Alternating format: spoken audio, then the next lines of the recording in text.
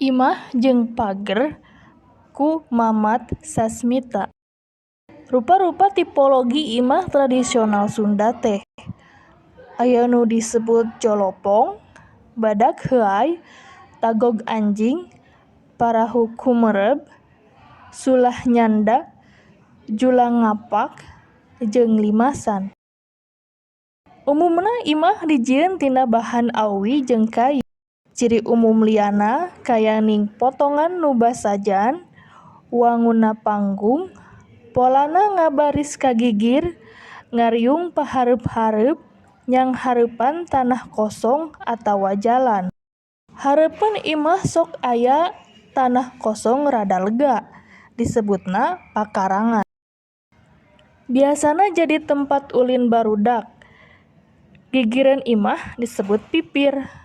Watesna panyaweran. Panyaweran teh tempat ragragna atawa nyurulungna cai hujan tina hateup. Panyaweran jadi wates sakral atawa wates private imah. Disebut sakral lantaran nu laluasa di dinya mah ukur nu boga imah. Deungeun-deungeun teu bisa sagawayah larsup ka dinya. Dina kapaksaana oge upamana ngiuhan lantaran kahujanan, wajib menta idin heula kanu boga imah. Wates sakral teh terus diisedkeun, dilegaan ku cara nyieun pager hareupeun imah. Lian ti wates sakral, pager ge dianggap bagian estetika imah. Pager sok dialus-alus ngan teu jangkung, paling ge semet pingping kolot. Kadienakeun deui, pager teh kawasna geus ngised deui gunana. Teu sakadar bagean tina estetika. Demi ngajaga katingtriman pangeussi imah, jangkungna pager leuwih ti satungtung pingping kolot jeung ngrekep deui, nepi ka ucing ge hese moncor. Padahal mun seuk dileunyepan deui mah, nu disebut tingtrim teh lain kudu numpi.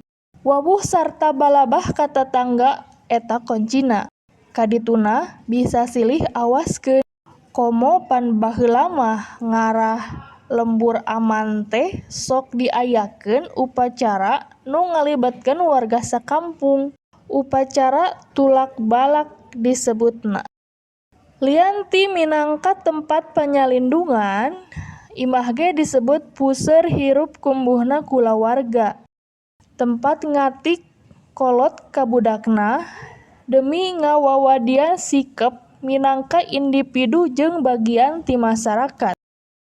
Numutkeun para ahli, imah di tatar Sunda kabagi jadi rohang lalaki jeung rohang awewe. Jeung deui rohang kulawarga.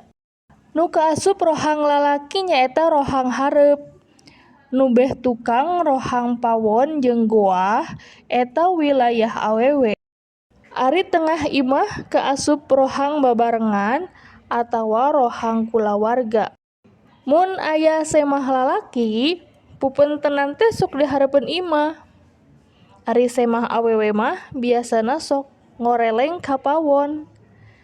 Semah lalaki ditarima di teras hareup, ngampar samak di sanghareupanana ku lalaki deui.